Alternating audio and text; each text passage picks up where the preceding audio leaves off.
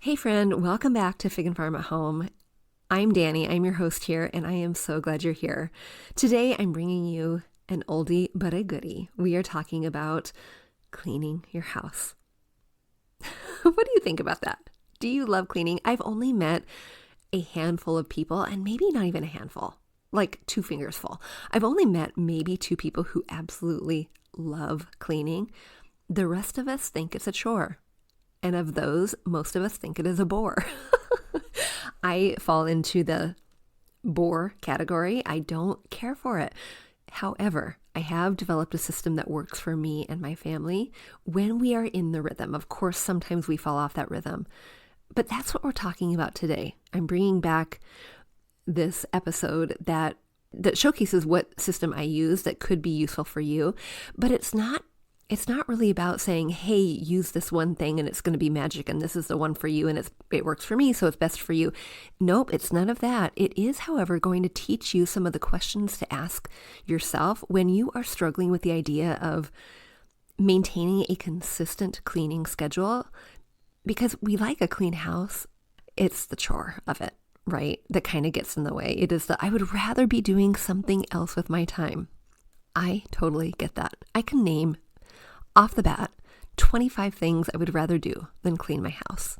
However, I love a clean house. I love it so much. It makes me happy. And Mr. Fig and Farm hears about it all the time after I clean that. Oh, I love a clean house. Isn't it so great? I just love how it feels. And then 2 minutes later, we spill something on the floor and it's all sticky and we have to mop again. Oh, the life. But all that to say, listen in as you hear the questions you should be asking yourself to really find a routine and a system that works for you, because not all systems that are out there that you can Google, that you'll find on Instagram or Pinterest or wherever you do your searching for ideas, not all of those are the same. And so how do you determine really which one works best for your family, for the needs of your home, for your personality, which really is the kicker. All right, friends, enjoy today's show. We grew up with the phrase, home is where the heart is, but our culture has shifted and now the message is, home should be Pinterest perfect. I'm calling BS on that message. Home, it's not about the stuff, it's about the story. And whether you know it or not, your home is a reflection of you and is already saying something. So what is it that you want it to say? Hey, I'm Danny, a former first grade teacher turned home decorator. Going from a dual income to a single income so I could stay home with my babies meant budget, like ramen eating, Goodwill shopping budget.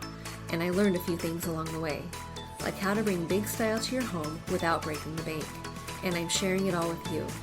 Tips, tricks, decor, and design advice so you can learn to tell your story with your style, where you can start living free from the Pinterest perfect trap and start living a life of intention. Welcome to Fig and Farm at Home, where we design happy living and where it doesn't have to be perfect to be beautiful.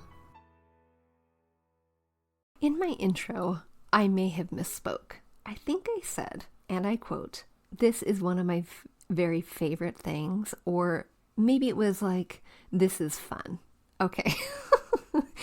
Here's the thing you need to know about Danny from Fig and Farm at Home. I measure things in life in one of 2 categories, fun and not fun.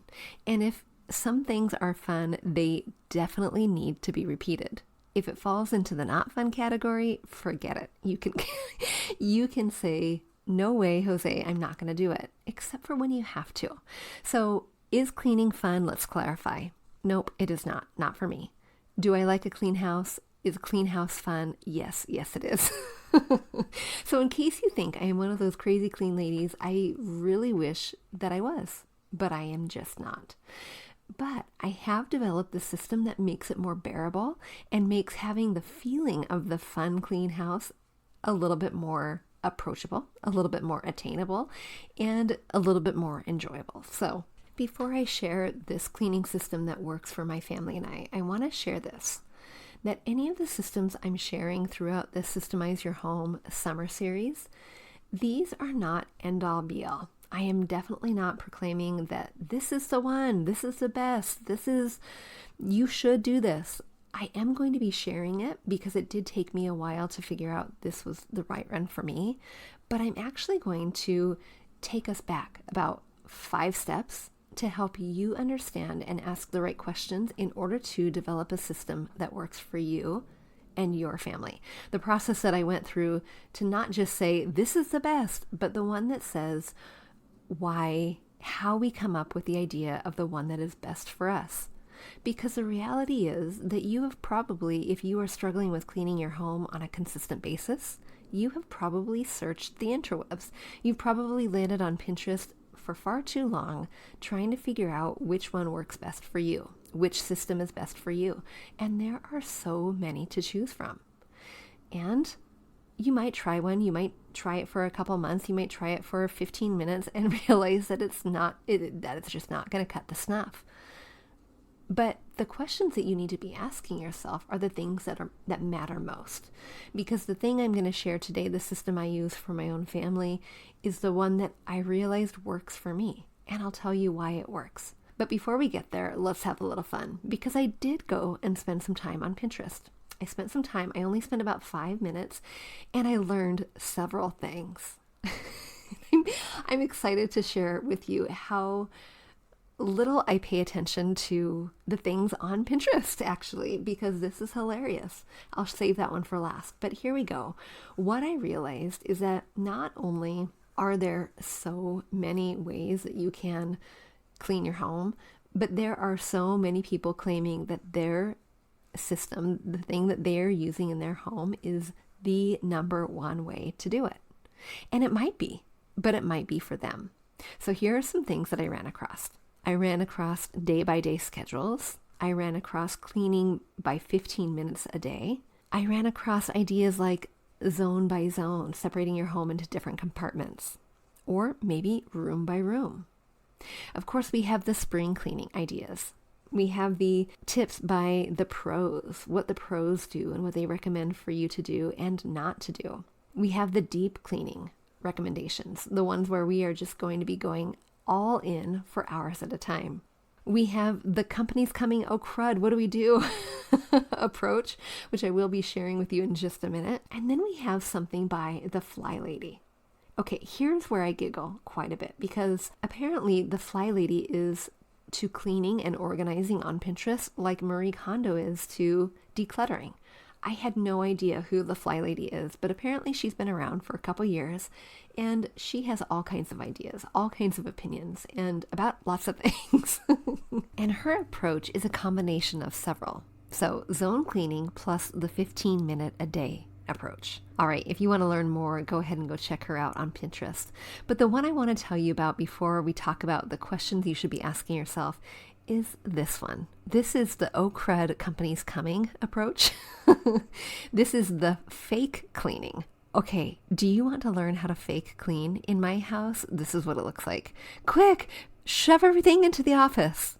Yep, in my room, in my office. And there are times when that has just had to do. We've had only a few moments to spare, but I did chuckle quite a bit at this article, so I'm going to share with you what fake cleaning is and what it is that you can do if you find yourself thinking, oh crud, someone's coming and they're coming in about 20 minutes. So here were her ideas. Okay, the first thing you do is set a timer, but set the music too, she says, because you want to make sure that you have the mood in order to just be productive. But set the timer because we know that company just called, they're coming in about 20 minutes. The first thing you do after that is to get the scent started. So whatever scent you use, if you are a candle burner, if you are a diffuser, start that. And then only do the room that you're going to be using. That's smart. If you know that Aunt Susie's going to be popping by for just a few minutes, no worries. She might not need to go into your bedroom. She might not need to go upstairs. Maybe just concentrate on the rooms she will be in. And if you can keep her in the front entryway or the library, front entryway, that's really not hospitable. You should probably invite her in. But whichever room she most likely will be in, to just focus on that room. Okay. She goes on to say that you want to gather a laundry basket or some sort of big basket that is going to be your friend here, because what you're going to do is through the rooms that you think you're unexpected guest is going to be visiting, you are going to go and shove all the things into the laundry basket that are on flat surfaces. So instead of at my house, shove it into mom's room, you just put it in the laundry basket. I kind of like that approach better. All right, if you have a feather duster, get that out because it's not going to be a big mess. You don't have to move the picture frames. You don't have to move the candles, the things on the mantelpiece. You don't have to do that, but you will get a dusted room. After that, you want to do an approach called, and this is new to me too, the swish and swipe. Apparently that's a thing. Maybe you already know about this, but the swish and swipe is basically doing the quick wipe of the counters. We're in the bathroom now. Quick wipe of the counters, of the toilet seat, of the hinges around it. Do a quick little swipe of that. I don't know what the swish is. Maybe swishing the bowl. And then you're moving on to the kitchen. Now, a tidy kitchen looks like a clean kitchen. So put out a fresh towel, put a few drops of essential oils down the dish drain, put any of the counter clutter into the basket, put your dirty dishes away if you have time. And, okay, this is where I really started giggling. If you have clean dishes that somehow need to be put away that weren't put away already, put them in a dishpan and put them in the garage. Okay, we're going to talk about that in just a second because I do think I have a better solution for you than that, but that is an option. One article I read years ago, not by the same lady, was to put dirty dishes in the oven. Okay, that is an approach until you want to put the lasagna in and you preheat it without looking in the oven and then you crisp all the dirt and grime and stuff that was on the plate. So maybe let's not use the stove. Okay, and the last tip was right before company's coming to put a little lipstick on before you open the door. Okay, here's what you need to know again about Danny at Fig and Farm at Home. If you saw me opening the door with lipstick on, you might know something's up. You might know that you need to go and do a little hunt for my laundry basket in the garage that's holding all of my clean dishes that I haven't put away. Or you might need to go check my stove because maybe that's where the dirty dishes are stored. You're going to know something is up because this girl over here rarely wears lipstick. And if I do, it is definitely for a special occasion. Now, it is a special occasion when guests come over, but it's not one of those I need to do my hair and definitely put on lipstick. It's a special occasion because you're coming over and I definitely want you to feel welcome. Now, the point of this article here is to make sure that your guests feel welcome. They're going to remember you and your warm welcome more than they're going to remember your clean house. And that is the point. And that is, I hope, what you would see when you come to my door unexpected, not the lipstick that is out of place with my running shorts and my tank top. Okay. That gave me the chuckles. I'm not telling you the source for that because it does feel just a teeny tiny little bit outdated, especially with the lipstick before you open the door. But let's move on to the questions that you should be asking yourself as you develop a cleaning system that works for you. And here's my question before we get started is cleaning a chore for you? Meaning, do you like it or do you not like it? Is it something that you enjoy spending your Saturday morning doing or your Tuesday night doing? Is it something you invite your friends, or not your friends, but your family into with you? Or is it something you do on your own? Is it something that you do with a begrudging heart, or is it a way that you feel like you're serving your family as you're cleaning? What is your approach? I'm curious, and I'd like you to come and share with me inside of the Facebook group so that I can know. Okay, here's where we start taking notes. As you think about the system that works best for you and your family, and you try to develop a routine around that system. That's the whole point of developing a system, right? It's not so that you 1 week do 15-minute cleans here, and then the next week you're doing deep cleaning there, and then you're going back to the fly lady approach where you're doing zone cleaning with 15 minutes. You're trying to gain a little bit of consistency, a little bit of routine, and to allow that routine to compound upon itself so that you ultimately have a clean and tidy home most of the time. Of course, there are going to be big resets, and there are going to be times when you just need to maybe give something a little deeper clean than you needed to otherwise. But the whole goal is to develop a habit. That is the whole goal of systemizing your home in whatever topic we're talking about. So the first question that you should ask yourself is to know and understand what your baseline is. What is it? For me, I call it company ready.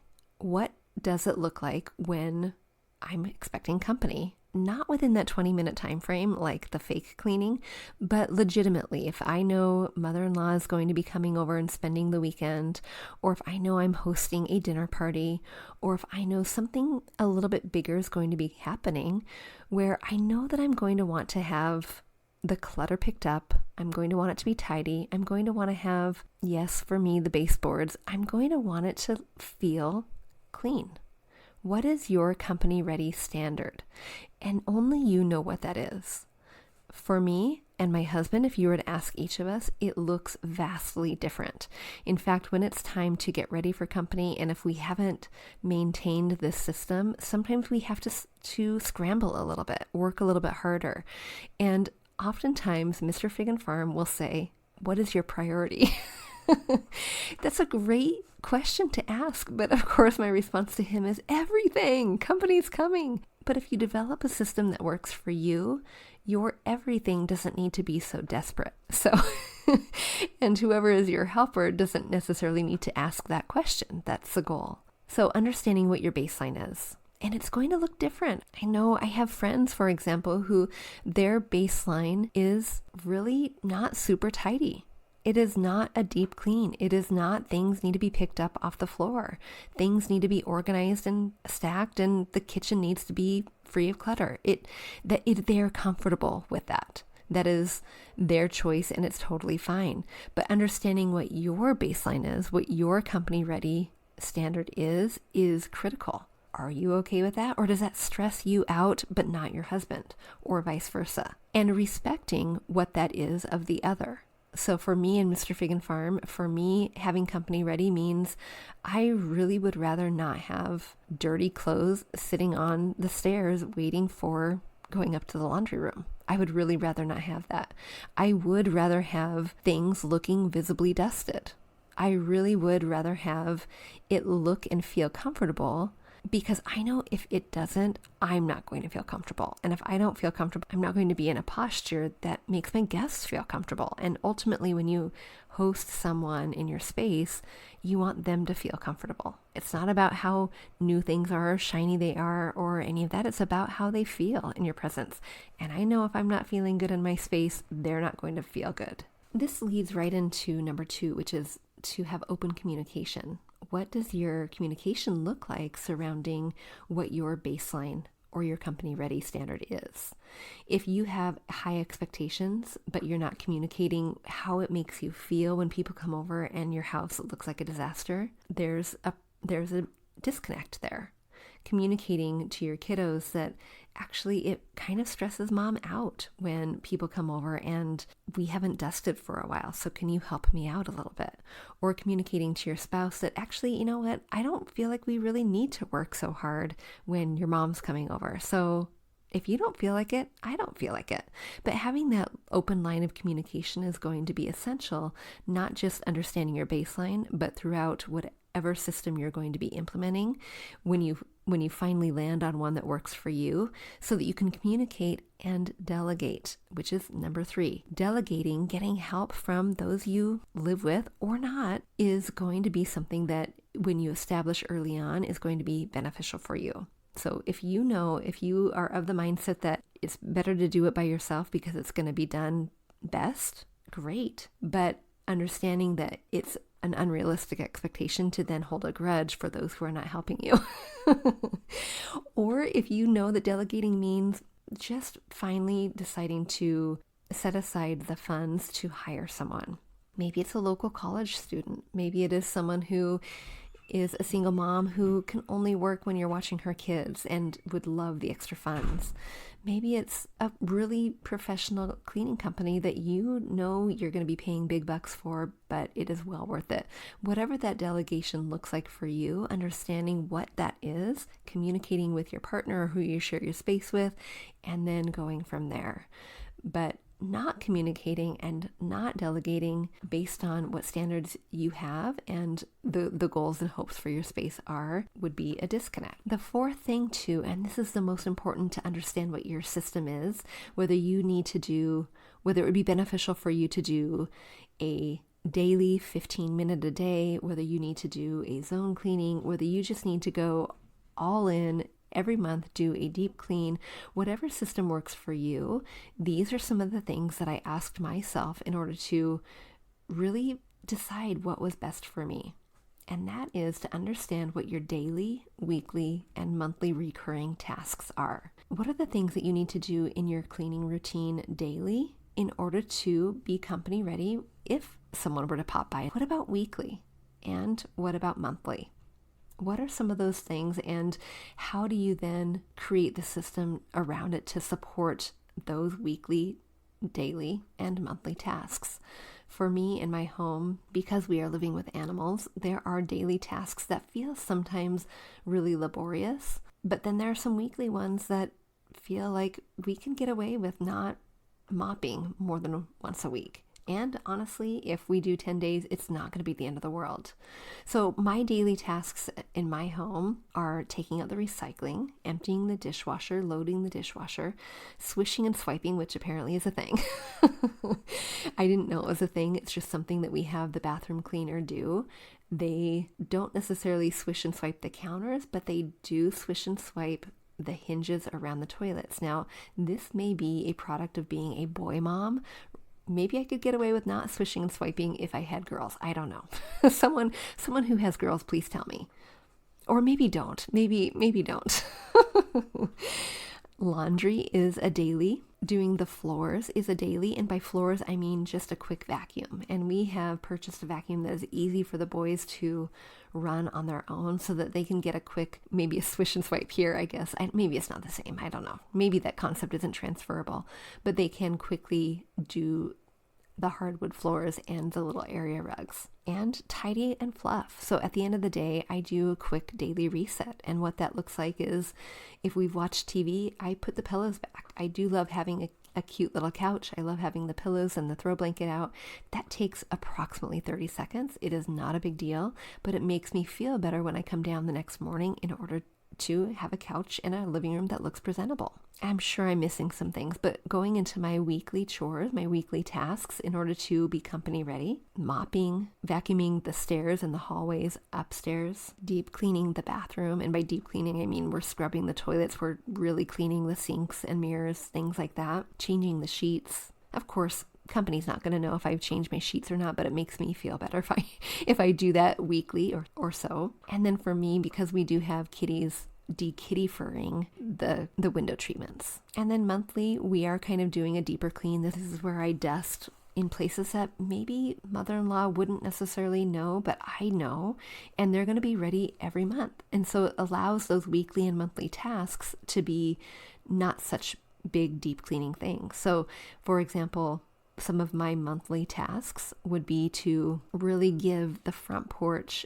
a deep clean, to dust the baseboards, to dust the light fixtures and the tops of doors or the tops of millwork. For me in my kitchen, I don't do this more than once a month. Maybe I should, but to really scrub the counters. I do a mid clean. I don't know what the middle ground is between a swish and swipe and a deep clean, so we're going to call it a middle. But I give it a middle every week. But once a month, I do a deep, deep clean on the backsplash, the kitchen counters, where I'm literally moving everything off the counters to use the cleaner. And understanding too what your daily, weekly, and monthly tasks are and what your standard for that is. Some of you might think, oh my gosh, you only really scrub down your counters once a month. That's disgusting. But I'm okay with that. Some of you might think at the end of the day, I need to remove absolutely everything from my counters and do that. That's a daily task for you.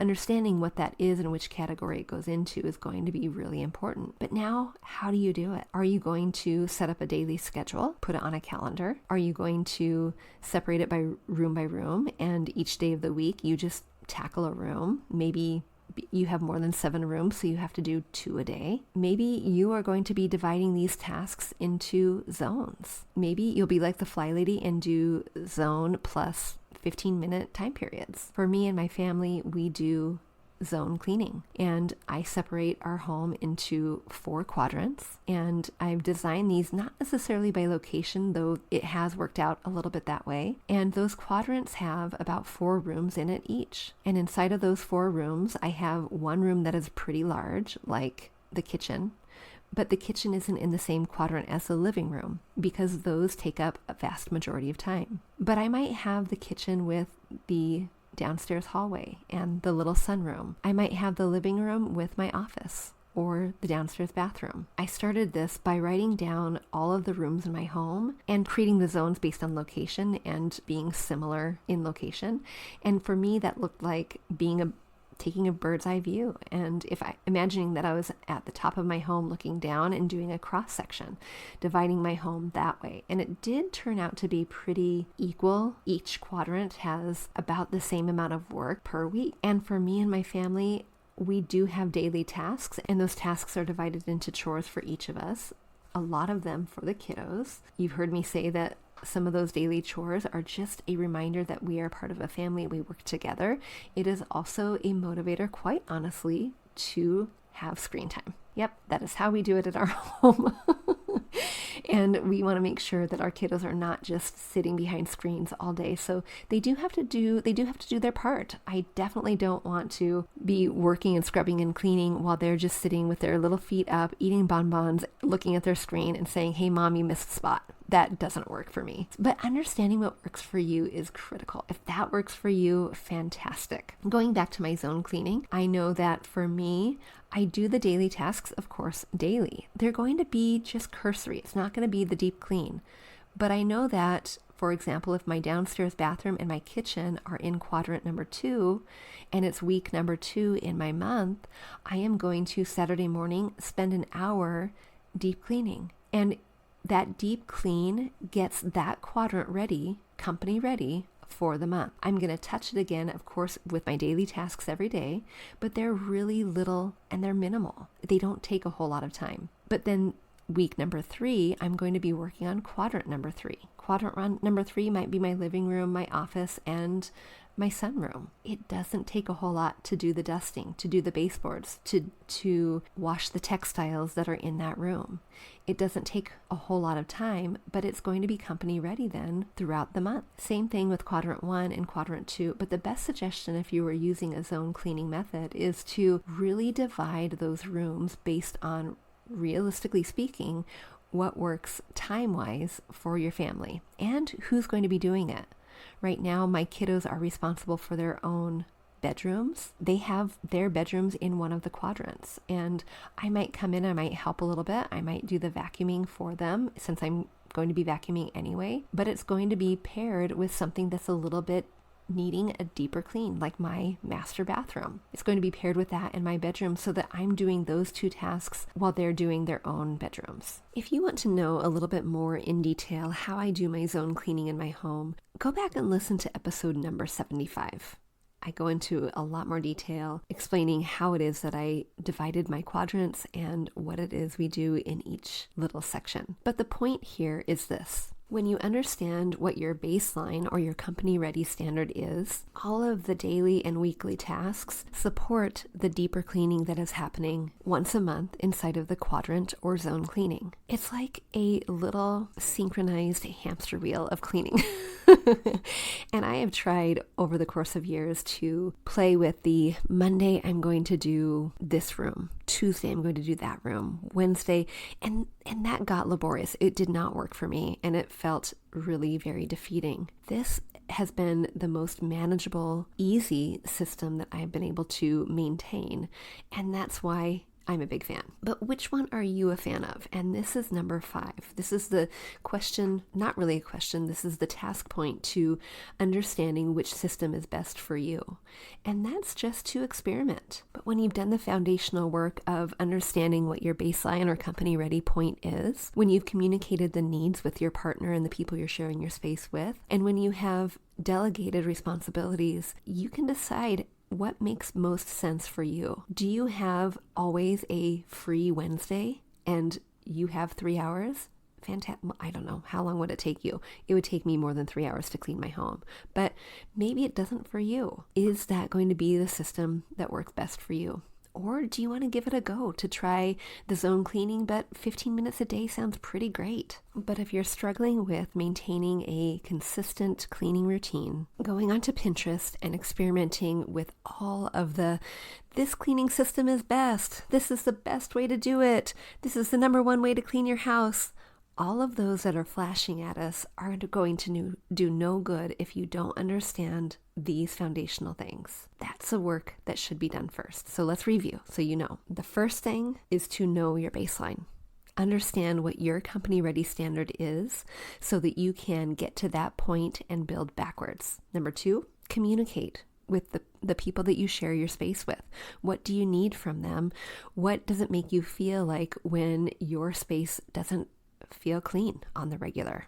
Are you okay with it? What are your standards? What are their standards? What do they need? And even kiddos have a point to say here. Number 3 is to delegate or not. If you know that you're going to just want to do it yourself, do it yourself. But if you know that you're going to do better and need help, ask for that. Communicating is the key. Number 4 is really understanding, writing it down, what your daily, weekly, and monthly tasks are. And this is pivotal. This is the linchpin in any cleaning system that you use so that you know realistically what is expected, what is needed in order to get to your baseline or company ready when you need to. And number 5 is to experiment. Once you have that foundational piece down, experiment to see which one works best for you. And my encouragement would be experiment for a couple months.